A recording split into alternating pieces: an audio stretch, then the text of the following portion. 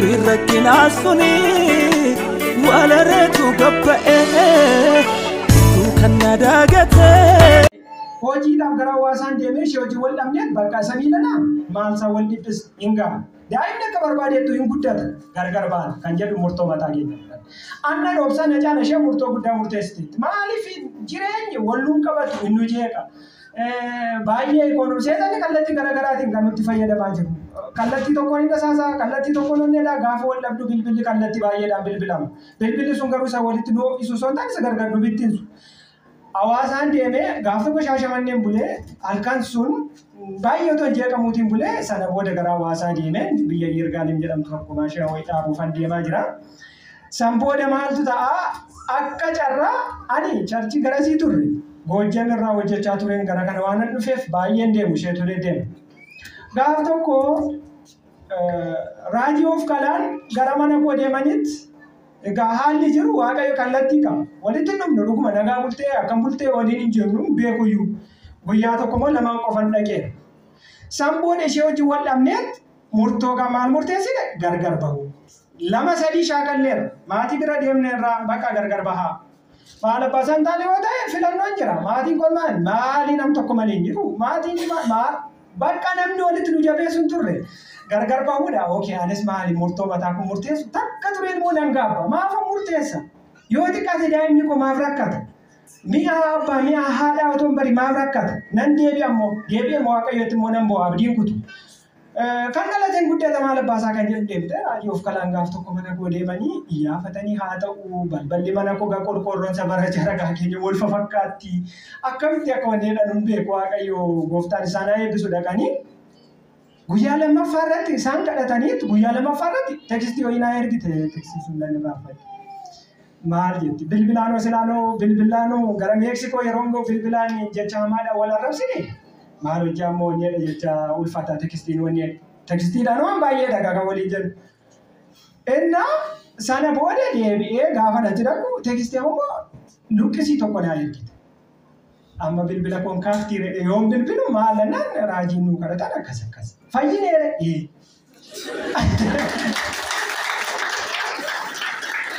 deebine nagaatti deebine. Nagaatti gaafa deebinu maatiin koo obboleessi koon gaafa biyya Ameerikaa irraa haala koo abbaa koo gara sana bashannanaaf deemu. Maatii hedduu manni koo baay'ee dhiphoodha lukkuma soddoma. Gara nama 15 waan kamalichi keessa bulu. Maatii gaggeessaadhaaf dhufaa garasiin nuuf kallattii baay'eedhaan. Gaggeessinee gaafa maatiidhaaf waan barbaachisu hunda qopheessinee achi jiruufis qopheessinee gaafa itti dadhabnee deemnu amma maal godha namni?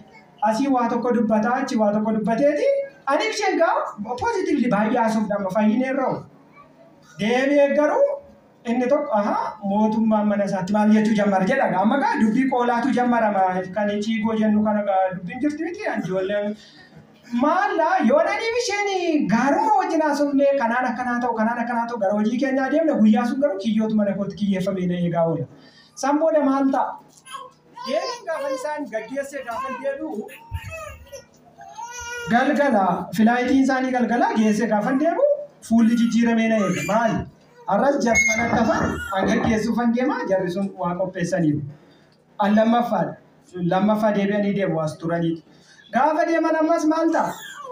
Deebi'anii maal jedhu jechoota baay'ee dadhabne nama 15 keessummeessuun ulfaata dhugaa dubbachuuf yoo ta'u homaa galii addaatii waan qabaannu miti miindeeffamaa nu lachuu. San booda maal ta'a walitti nu naqanii ganama hundumtuu kaan gara lixaatti ni deemu gara lixaa gara kibba lixaatti ni deemu gara kibba lixaa hundumtuu bittinee anaaf isheen manattafe. Hojii gaafa deemuu fi asoolee gaafa qajeellu lola hamaa wal lolle ganama.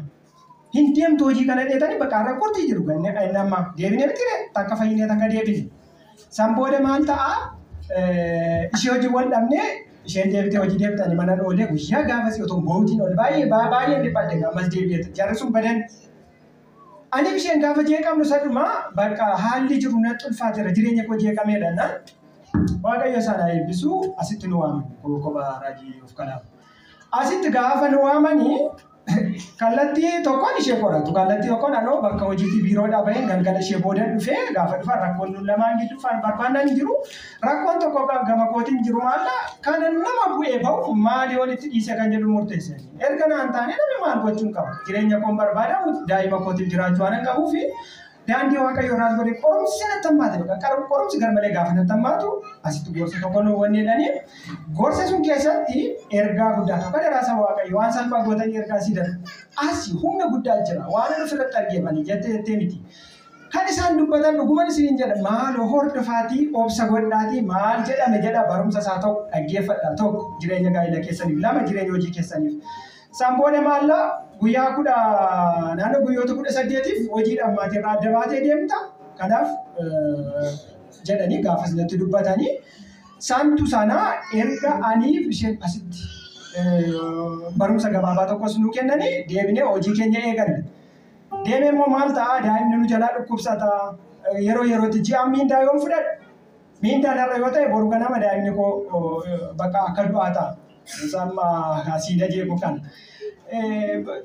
Miindaan fudhadhaa ji'aan nan kaffala. Miindaan fudhadhaa ji'aan nan kaffala. Gaaffii natti ta'e gaaf tokko maal jetti? Waan ati asirraatiin kaffalleef kurnoon kaffaltu. Kanaaf daa'imni koo akkasittiin dhukkubsata. Eeshi atoo kaffalaa jirta. Karaa kee maaltu beeku? Dooktoriin dubbatee jiru waan inni kaffalleef jedhan eeshi atoo maal beeku kaffaltee taati. Ana bichaatti maa murteessita? Anis hin kaffalle atis hin kaffalle dhoofeeshi. Akkuma asaayimentiitti qaban. Gaaf tokko miindeffamtanis miindeffamtanis nama kiisii uraa keessa kaawwatu kan jedhu asitti gaaf tokko waa'ee kurnoota barsiisanii inni dhukkubsattu hin fayyita inni dhukkubsattu fayyina. Ani fayyaadha isheen fayyaadha daa'imni waan du'aa ta'a ji'a nan kaffalu sababni sun sababa tokko anatu balleessaa qaba murtoo koo murteeffadhe gaman deemu koota akkana goola galleetti amma gaa waan hundi kallattiin gaa'ilaa jireenya gara nagaatti nu dhufe miti falli jiru dhukkuba daa'ima kanaatiif immoo iddoon marfee waraana mun jiru dhugaan sitti bakka namni deemin hin jiru ashawaa meedaa gujee dabalateetti kana booda maallaa daa'imni koo amma nama dhukkubsatu mana waaqayyootti deebi'ee kurnoo keenyas kaffallee nutti haa irratu. Jiini gaafa geessu qaawwi soddoma turree fudhanna miti miindaa. Diinni immoo maal nuyi atteendansii guyyaa soddomaa mallatteessina. Eenyumtu akkas gootu miti reegaa. Diinni immoo atteendansii guyyaa soddomaa qaawwa soddoma balee ta'e. Gaafa jiini miindaan gaafa ga'u kaalkuleeshiniin kamidha mana keessa zayitii maalidha akkas akkasii jedha kurnoon hin hafa. Gaaf tokko anoo murteeffadheen guyyaa lamaan tokko falee sadaffaa irratti kaa'iin nan balleesse. Naanaati. Samboona maal ootuman kaffaliin hafee anaa fi mucaa firaan bira jiru tokko jira. Teenyee TV otoo ilaallu TV'n iskiriiniin isaa hin gurraache. Asii buqqisee yoonsuu kun jiru asii buqqisee yoonsuu kun jiru. Akkasiidha hin deemte ati sedeen maal hin gubate. Gaafa gubatu hin jiru. Inchi 24 amma ga waatu naa galee taa'een idaa akkasii keessa qootanii baay'ee namatti naasa'u keessa qooti garuu waan baay'ee dudubbadha. Wanni akkas deddeebi'ee karaa dhukkubaa mana keessa gubata yoo tokko waan akkas ta'u kuni waan balleessisuntu jira kunillee barumsaa jedhu torbee sunitti gaaf tokko kennaa tolaannaa dhufee anoo gammadeen kennan. Amma gaa bareera gamee mallattoo tokko natti dubbachaa waan jiruufi isa sun maalan godhe kaffalachuu jemmara. Gara mana waaqayyootti gaafa dhiyaannee kennaa keenya kaffalachuu ishee wajjin tokko taanee gaafa deemu dhukkubni sun hin badee dhugumani siin jedhani daa'imni koo dhukkubsatee beeku waggaa baranaa gara keessa. Qofaa fakkeessee kan duratti birrii meeqana baasisu asan deebisi. Gaafa as deeffadhu daa'imni koo fayyaa adiif isheen fayyaa hiriyyaa gaarii nama akkamii jiruu isa wal mari'atee deemu ta'ani. Samboona maal ta'ee gaaf tokko asii kennadheen TV gaafadhe wanni irraa. TV tokko gaafannaan inchi 32,500 jedhanii jennaan. Egaa dubartoonni xiqqoo ariifattus murtoorratti dhiifama naa godhaan. Si Ameerikaa laa jette Amaariffaan. Amaariffi kun eessaa akka dhufeef hin beeku. Si Ameerikaa jechuun warra hin beekneef ootuma yaadduuti hafta malee biran geessu akka jedhamu. Angaruu danda'a. Birrii 20 qabdu dhuguma isin jedhala. Buna birrii 20 dhugne gurbaachi beemee TV laalladhee chaarchiirraa baanee. Si Ameerikaa si Ameerikaa maa ikari bedheetanii deemu. Maali otoon wanneen dhuunfaa yookiin hojjedheen illee miindaan bisheettan. Sana booda maallaa gara moojootiin hojjedha. Sanbata asii bahee dafinoo gara gulliitii kana yeroo gahu piroopozaala wayii qabda naan jedhan jarri wayii. Isin kaffalchiifti malee naan qaban jedheen waan ani ediit godhu wayii jira na harkamudha. Nama biraa gaafannaan isa gaafadhu nuun jedha jennaan Kurnoo koo kennadhee kennaa tolaa koo kennadhee TV gaafa gara 11,500 Shikuma namicha hojjedhe kun kudhanii fi 500 sii kenna rakkoon qabu koottannaan nan dhufa dhufeetanii boru fudhadha nan deebi'an jedhe boodan jedhe as yeroon gahu naa bilbilanii amma sii galchina maallaqa nuu ergitaannaan aanoo xumureera daqiiqaa 15 fudhanne kompiitara banee ediitii godheen bakkuma jijjiireen isaanii erge baankii irraa liqii gaafatu jarri piroojeektii hojiitiif. Isaan booda birrii 10,000 galchan. 10,000 galchanii maal wanne si amire qaraalii sun amma gaa shaara meeqa waaqee qabira.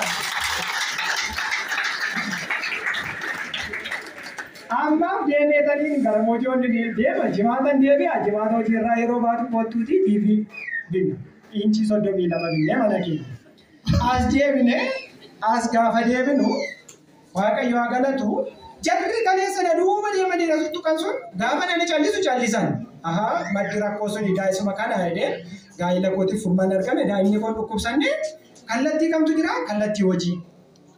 Waaqayyo bara dhuftu kana xiqqoo ishii chaalenji jira. Nan isa achiisu bakkumti hin hojjedhu. Maaliif xiqqoo ishii ga'in jira maali achi ho'iinne achumeedhuma taa'u achumeedhaan miti deeqamu. Waan hundaan achumeedhamu iddoon isin ittiin tolle tokko jira taana jabaadhaa hojjedha. Dargaggoonni keenyis haa ta'u eenyumti keenya waaqayyo garuu akeeka qaba. Hin rakkattu hin dhiphattu hin beeloftu waa'ee dhiitti dhiisaame. Ofirratti waan baay'ee argine fira arganneerra otoo akka firaatii waan yoo nam guddaadha kuma sin jedha jaarsi abbaan koo waggaa 75 amma ingiliffa dubbachuu malee waan xiqqoo sanamne homaan jedhu shaakaluu yookeedha amma yoo jedhu Ameerikaa jedhu otoo akka firaatii antu ogummaan baradheedha injiineringii baradhee waggaa meeqa rakkadhe waggaaf ji'a hojii barbaadee dhabeera. Homaayii jedhu gaafa bilbilan maal lafaan isaanii homaayii ammayyuu jedhu akka nama loon gaafa barbaadanii saawwan tiksaa guddanne homaayiin argamne jedhu. Hojii yeroo barbaadu homaayii jedha. Maal si gargaaru namni naan jedhe jedhu dhuguma sin jedha. Chaalenjii guddaa dabarseera. Dargaggoonni keessan koottaa jilba keessan asitti. Waan qabdan koottaa. Ilaa abdiin kutiina amantii gaafa jedhamu amantiin of kennuudha waan biraatii miti. Manuma keessan jireenya itti dhiisa seexanni waan baay'ee haasaa. Qaala'insa jireenya shunkurtiin dhibba galimaan maakumayyuu galiinuma jiraanna yoom duune namni beela'ee du'e jiraanu gidduudha. Nama gaddatee nyeeruufi jira. Waaqayyo nu jiraachisaa jira. Ootuma jennuuti haalli hojii haa ta'u miindeeffameetu waan hojjedha. Bara dhuftu barri kun barri 2016 baay'ee baruma eebbaati egaa waaqayyo dubbateera waan ta'eef ofirratti hin argine. Anumaan eeganeera isiniifis ta'eera jedheen yaada. Asitti qaammee guyyaa 6 hin dhiibne. Bara dhufu kanaan duraan qaammeeyyuu kadhadhee jiru jireenya koo keessatti guyyaa 1-2 waan fakkeesse na jiruune. Qaammee guyyaa 6 asitti dabarse. Kadhata asitti kadhadhee ootuma daqiiqaan turiin inuma raawwata. Gaaf tokko gidduu kana jilbeeffadhee waaqayyoon kadhadha. Maaliif kallattii hundaan dhukkubsataadha. Dhukkuba gaa'inaa'oo dhukkuboonni namni tokko konsaltii sin godhee sin gorsee sin deebisa. Dhukkubni faayinaansii garuu waaqayyo yoo bane malee hin ulfaata. Asiin cufama eessaan abbaa jettu bara kana namni ashkara sin godhatee deemsisuu barbaada malee namni koottumee akkas goonaan hin jedhu jiru. Ani otoo na jiruuti namni biraa bakka biraatti gargaara. Dhuguma isin nama si eegina. Abbaa keessa achirra jiru sanii fannifame ilaala. Waaqayyo dinqii godha. Sana booda maalan godha otuma asii kadhadhuuti gaaf bilbilama. Bilbilamee bakka amma hojjettu jeneraal manaajeriidhaan hin hojjetta. Kanaaf xalayaasii barreessineera ilaalii jedhu biiroora. Ani kaasuu dinnaan deebi'ee gaafan baasu. Miindaan isuma ammaa maqaan achi gubbaa. Ammayyuu operational manager jedhameen hojjedha. General manageriin ani barbaadu gurri harreedhaaf hoomaan goone daandii makiinaa raayyaa achiin gorre nattaafu miindaan keessa kana hin hojjedhu kanaan murtoo godhu. Waaqayyoon bakka qabu yoo ta'e itti adiisu. Hin hojjedhu. Xalayaa hojii gad dhiisu mallatteessii ergi. Hin mallatteessu maaliif hojjechaa jira waan ta'eef. Moojoon deemee gaafa achi deemu inni achirraa manaajerri achii tokko hin jira. Qallaan ikkoo nama ከቻይና ከሂንድም ባለሙያ ማምጣት እንችላለን አማራ ማለፍ ቻይና ራስ ሂንድ ራስ ኦጌሰ ፍዱ ደንደኝ ዶኬ ከነቲ ከናፍ ማሽና ዳቡፍ ኑንዶርሲሱ እሺ ላላ ጋፍቶ ኮማላ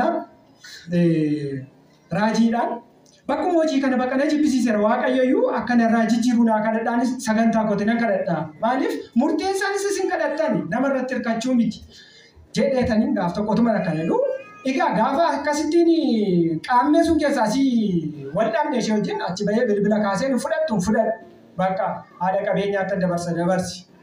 Ani hin barbaadu nu hojjedhu hojii kana murteessee takka tureet maallaa utuma asii raajiinfa hojjechaa turani bilbilli wayii bilbilama waggaa darbee dhaabbata wajjin hojjechaa ture dhaabbata ijii wayii. Imala wayiitu jira deemuu dandeessa naan eessadhan jedheeni asiyyuu gaafa falmiin irratti ka'eera miti reega.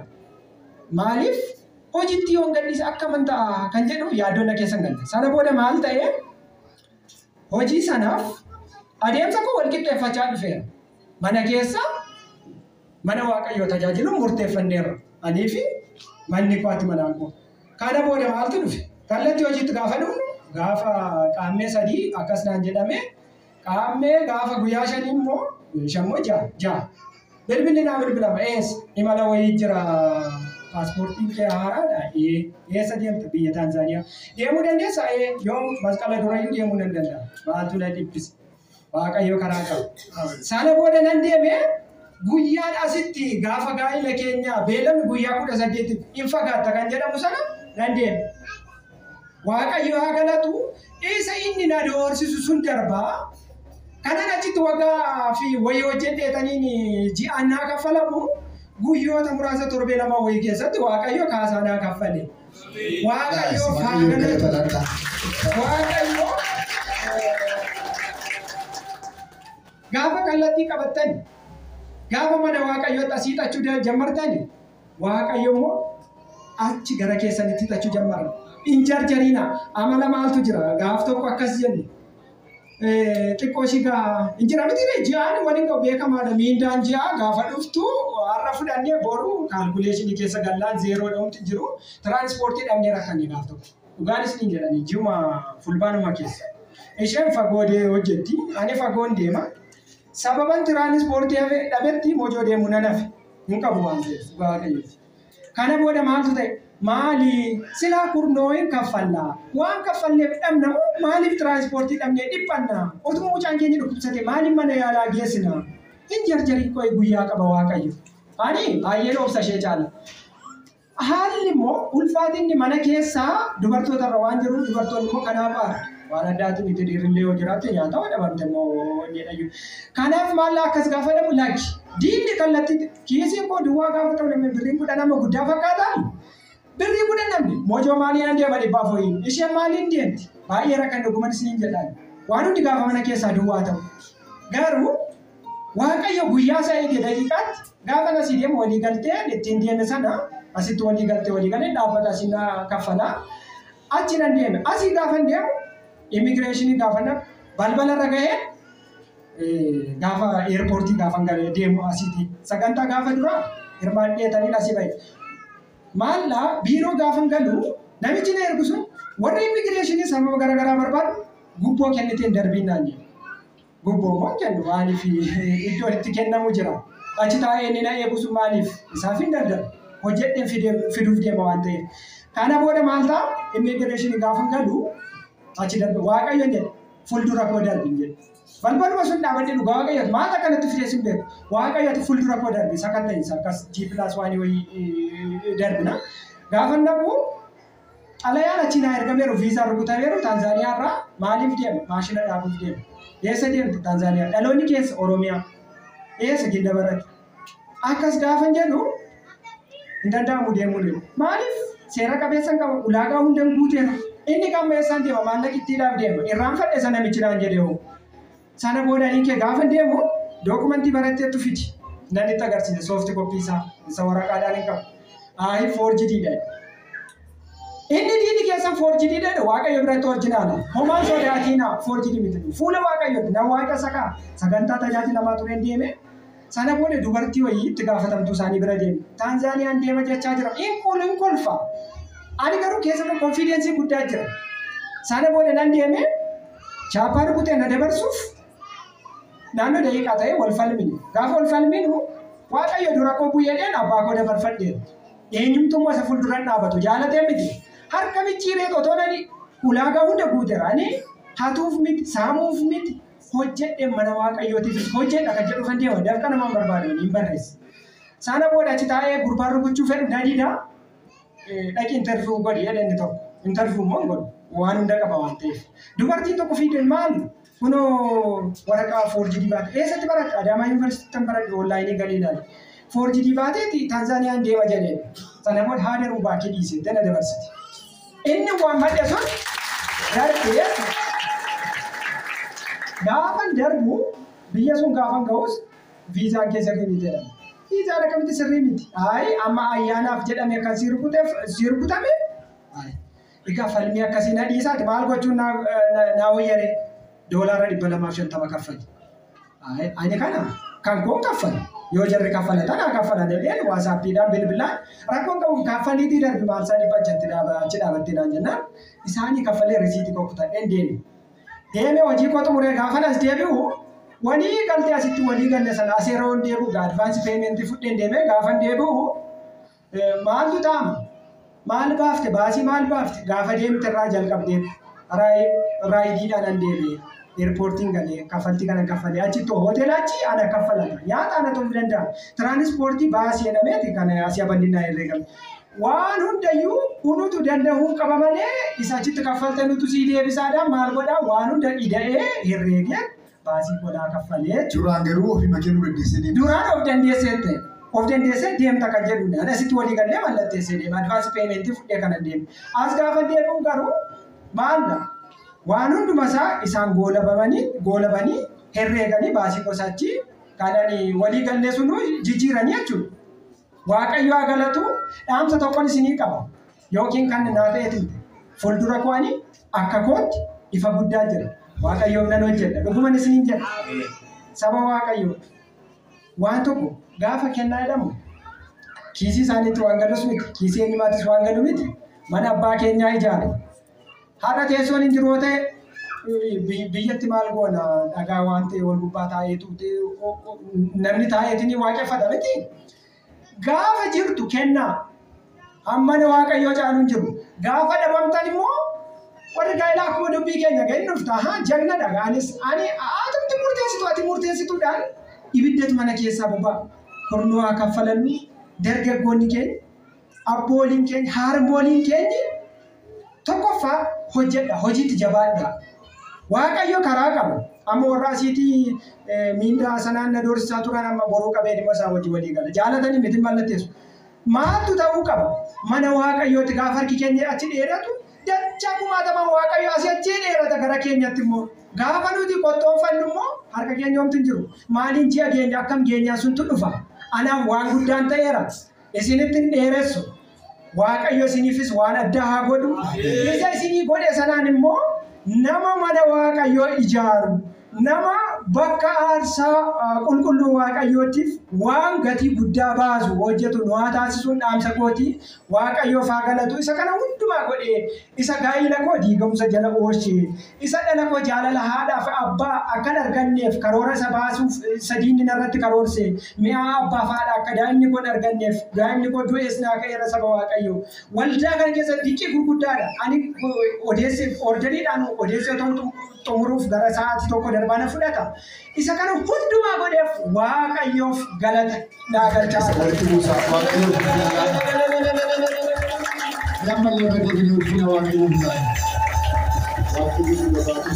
Muftaan siyaa eebbisu yeroo bal'aatee nu wangeelaa Waaqayyo.